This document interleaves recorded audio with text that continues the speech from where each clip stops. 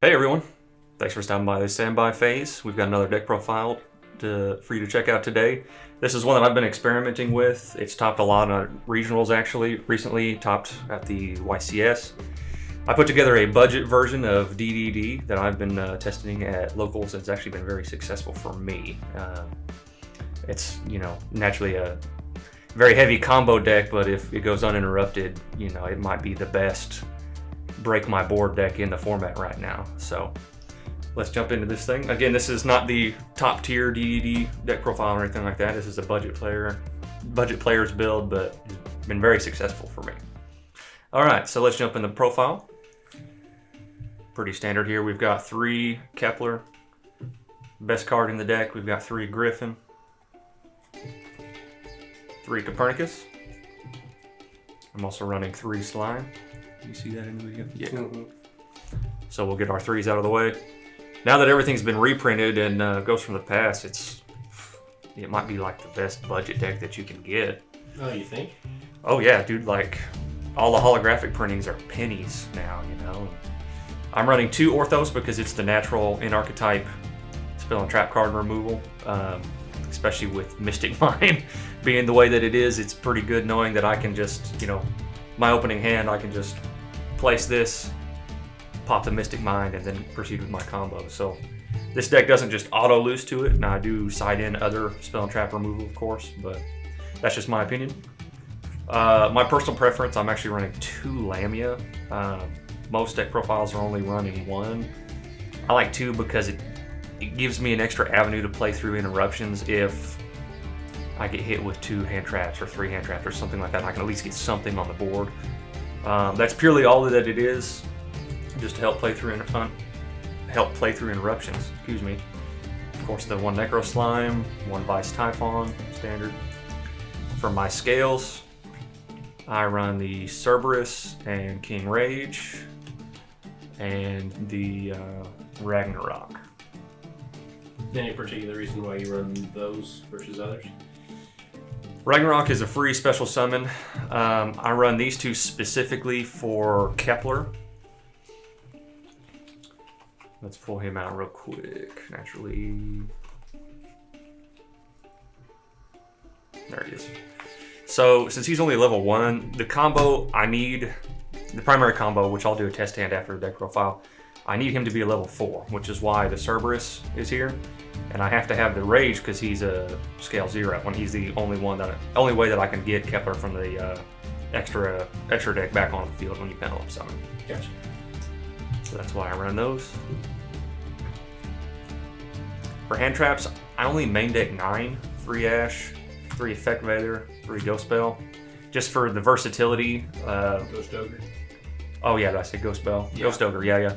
Just for the versatility, you can run whatever you want. This is what I main deck. Whenever I'm going second, I actually bump it up to 13 hand traps instead of just 9. Of course, the 3 Dark Contract with the Gates. Again, budget, I run the Pure Raise map. If you prefer Small World, naturally that's not budget. I can't really even argue that that's better than the map. The only thing that I hate about the map is just the life points. It costs you 4,000 life points. But you can get around that pretty easily. 1 Fusion, 1 Foolish Burial. This is also a flex card. I typically side that out. That's my 13th card. 1 for 1, called by. Let's get these out of the way. And then the patent license and DDD headhunt. No need for explanation there. Moving on why to don't the you go ahead and give extra an deck. explanation for those people who don't run the deck and are trying to learn it. So the headhunt is the snatch deal. I'm going to take my opponent's monster, and then it furthers our extra deck monster, gets an extra negate with him. I forget his name. His name is so freaking huge. I don't even remember it. The contract with patent license, it's a good flex card also, especially if you win the die roll and you don't know what you're going up against. So with DDD, it's very likely that I'm gonna have a Link monster and a Fusion on field for sure. So after my opponent summons one of them, they can't summon it again, especially Fusion with Despia running around. I can consistently get a synchro monster out if I know what I'm going up against. I don't always. Kind of depends on the opening hand whether I'll have one or not. But I can prioritize it to make sure I get one. So again, if you go up against Sword Soul, you'll lock them out of some additional synchro monsters. So like I said, it's a good little flex card. Sometimes I side that out pretty frequently, but again, if you don't know what you're going up against, I can end with a Link Monster Fusion or a Synchro or an Xyz monster instead, something like that, and just block my opponent out of their extra deck essentially. Yeah. So there's not a whole lot of decks in the format that are running multiple different types of monsters in their extra deck. So speaking of extra deck, 3 Gilgamesh. I'm actually running the King Alexander. Again, I only run him, 1, he's budget, 2, with since I'm running 2 Lamia, it's really, really easy to get him out on the field. And he's just an extra extender from that point because he'll bring a monster back from the graveyard, which is the same as the fusions. So he's really nice in a pinch. That's why I have him in there. If you're getting hand trapped to death, then he comes in handy. If not, then I ultimately don't use him, but he's there. I am still playing the D-Arc. Also, that's a kind of a flex spot. I'm thinking about cutting him, to be honest with you, because I just don't really use him. What would you swap out? Or swap in, I should say. I don't know, maybe the Dark Charmer. This deck can obviously really easily make that. Yeah. But now that the DPE is not in the format, Dark Charmer's not as important anymore. Mm-hmm. So I don't know. I'm still testing. Again, this was, I built this with budget in mind. So I mean, you guys can put whatever you like in there. I do play him, the High King Genghis, because he is an extender. He really sucks at the same time, just because he's a spell and trap negate, but only on my turn. Uh-huh.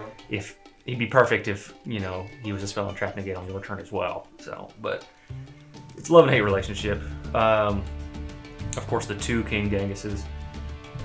I like running this guy, yes, because he's an extender, but you can also overlay for our Divisor King. So that's typically if I get him on the field, if I needed him, then that's what I do. So 1 King Caesar, 1 King Tail, works with combo. Standard, the High King Caesar, multi-negate, not once per turn is pretty cool with him. Of course, the 2 Divisors and 1 Zeus. Nice. So that wraps up the deck profile. Let me get some good shuffles going on here, and I will do a test hand. Okay. Opponent gives a final cut.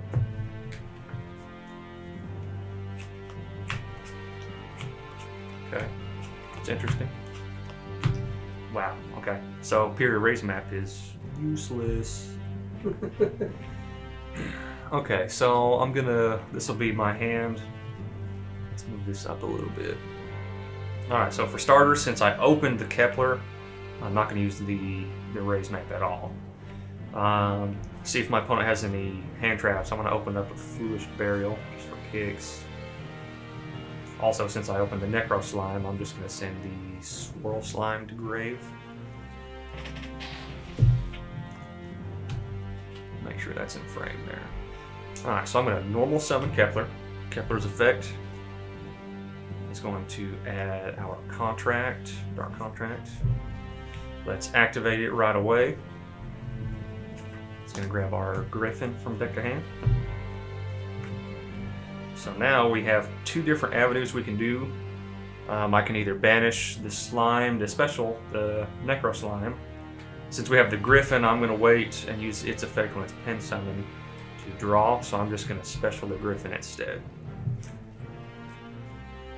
So let's link summon into our first Gilgamesh. Gilgamesh effect's going to activate. Let's set our scales. So, since we have the Kepler, I'm going to have to set the Cerberus and the King Rage. So now I will go ahead and Pendulum Summon, activating our effect of Griffin. Let's discard the Necro to draw a card. Let's see what we get.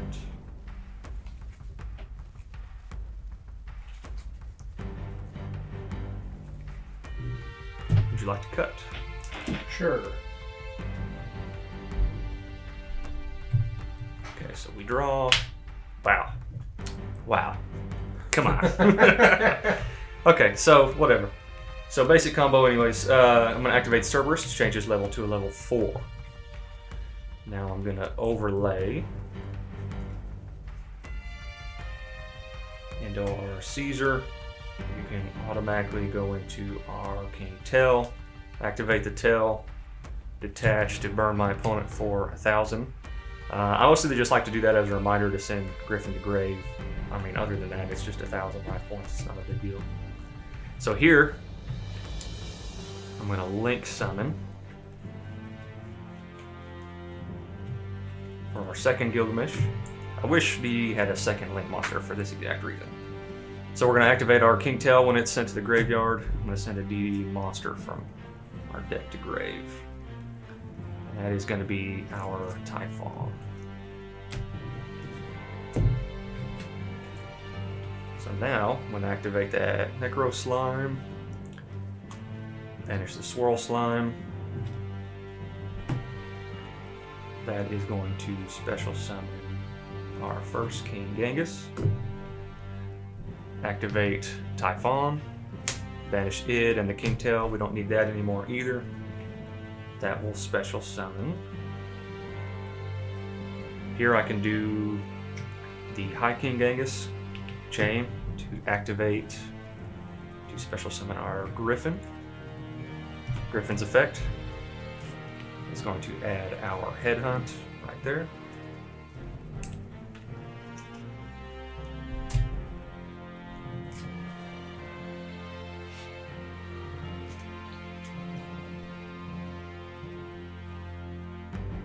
What? I messed up.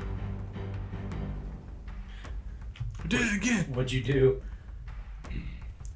So looking back, since I didn't have any extenders in my hand, what I should have done is instead of summoning the High King, that's fine. So since I actually messed up, it still works out. So luckily, since this guy's a DDD monster, I can go ahead and overlay for our divisor on, god dang, all over the place. Let's move him right here for our link monster, which will now activate to special summon our Caesar from the graveyard. Now I'm going to link summon for the third time. Gilgamesh once again. When Caesar hits the grave, it's going to add our fusion. So I'm going to go ahead and activate the fusion. Banish those two for our second copy of King Genghis. Eventually overlay Caesar, and I will set the DDD Headhunt. So we have an Effect Veiler in hand for versatility, 2 interruptions with King Caesar. I'm going to have 3 interruptions with our divisor, and this guy will special summon a DDD monster when he's destroyed by battle or a card effect. So for a goof and a pretty bad, mediocre opening hand, I still ended with, plus that, 7 interruptions with the Effect Veiler. 7 interruptions. Drytron's not putting up 7 interruptions with their boards. And they're the combo deck of the format, you know? Yeah. So, for a budget profile, you can't get any better than that. So, why is it you're preferring to take Drytron to our upcoming regions rather than this? Drytron is my deck. I just enjoy that deck better personally. Yeah. I have more versatility with Drytron playing through interruptions than I do with DDD. Unfortunately, DDD has a massive choke point, and his name is King, Abyss King Gilgamesh right here. If my opponent was to negate this guy and block me from getting my scales, I'm pretty much dead in the water at that point, and I may have nothing on the field to stop him. Hopefully I'll have a couple hand traps in my hand if that happens, but if you kind of brick with hand traps and you know, all they have to do is wait on their hand trap for this right here, and if they get you, then you're done. So with Drytron, I don't have that problem. You know, if I open 2 Drytron names, then I can play through some pretty good interruptions. So, all right, test hand number 2. Let's give it a funky cut. Ash Blossom, Foolish Burial, the map. Ooh, we open the Griffin. That's even better. And a Copernicus. Wow.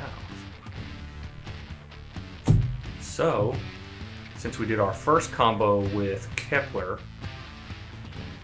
I'm going to do this a little bit differently.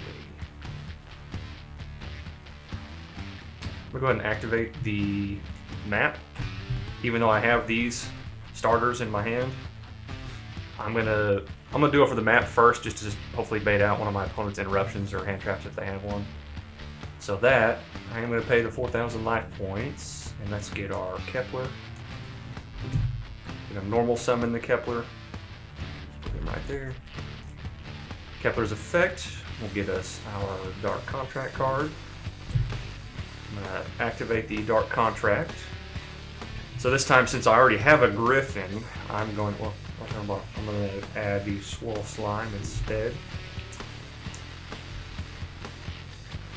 So now, I'm going to go ahead and special summon the Griffin. Got some versatility here. I'm kind of thinking my way through this. Let's link summon into Gilgamesh. Gilgamesh effect is going to... I'm going to set different scales this time, actually. So we're going to set an Orthos and Ragnarok. So Ragnarok's one of the best extenders, but I wanted to set Orthos just because of all the buzz that Mystic Mine is getting right now. So this is our kind of natural out to doing that. I'm going to go ahead and Pendulum Summon the Griffin and the Copernicus from our hand. Copernicus effect is going to activate. Let's send our Necro Slime from deck to grave. I'm going to overlay for our Caesar, and then I can tail, activate the tail. Let's detach the Griffin, excuse me. So we burn our opponent for 1,000 life points there. Since I have the Orthos, I don't have to do a second link summon into another King Genghis. I can save that, which I like to do for a follow-up just in case my opponent breaks my board. So I'm going to activate the Orthos, pop my King Tail and itself. So Orthos will go back to grave. Orthos effect is going to activate. I'm going to send our Typhon to grave. Who comes up with the names of these cards? Oh, come on. They're all weird. And they're so similar too. Hi King Genghis, Wave King Genghis, King Caesar, you know what I mean? Okay, so from here, I'm going to activate the Necro Slime. Let's banish it and our King Tail. Doesn't really matter at that point. That is going to fusion summon our Flame King Genghis. On summon, I'm going to activate Ragnarok, pay 1,000 life points to... Let's go ahead and summon the Griffin. Griffin's effect is going to add us the Headhunt. I jumped a little bit ahead earlier. Whenever I Pendulum summoned Griffin, I could have activated its effect to discard a card and draw a card. In this particular case, I could have, but I'm going to go ahead and save them. It doesn't really matter. You could have ditched the Swirl Slime, but I kind of wanted that for follow-up too, just in case. Again, if my opponent breaks my board. I'm pretty much full combo anyways. Alright, so from here, I'm going to activate the Vice Typhon. Let's banish the Copernicus and itself. And that will summon the High King. The Flame King Genghis is going to activate. It's going to summon our Caesar. Okay, so now I will make a second link summon for Gilgamesh right there. Actually, that can trigger our High King Genghis and give us another body on field. doesn't really matter. You can save that if you needed it. So, actually I jumped ahead. When this guy went to grave, he adds our fusion spell. You gotta watch her change with DDD, because you can trigger several things at once sometimes. There that is. So, anyways, now that would summon the Wave King Genghis. Again, you can save him in your grave if you like. Doesn't really matter. Here, I'm going to go ahead and activate our Dark Contract. Let's fusion these two guys. For our second. So now we can just overlay for the High King, and I'm going to overlay again for Divisor. We'll set our Headhunt, and here we are. So for follow-up, I have these two. I have an Ash Blossom in hand, 2 interruptions with the High King, 2 interruptions with Divisor, and that guy's pretty much useless. That's why I hate him, but he's a good extender. So that's a pretty basic combo. DDD, well, that's 2 combos that we've done this time. So you have quite a bit of versatility with DDD, and there's a bunch of different builds out there. This is just, again, I had this one in mind for budget, and it's been very successful for me. So if you guys have any questions, like, comment, subscribe, let me know what you think. Let me know what you would change, actually. What can I do better to make this a better budget version? I'm going to work on a competitive version next with the new Synchro monster that came out of Dimension Force. So we'll see you again next time. Peace out.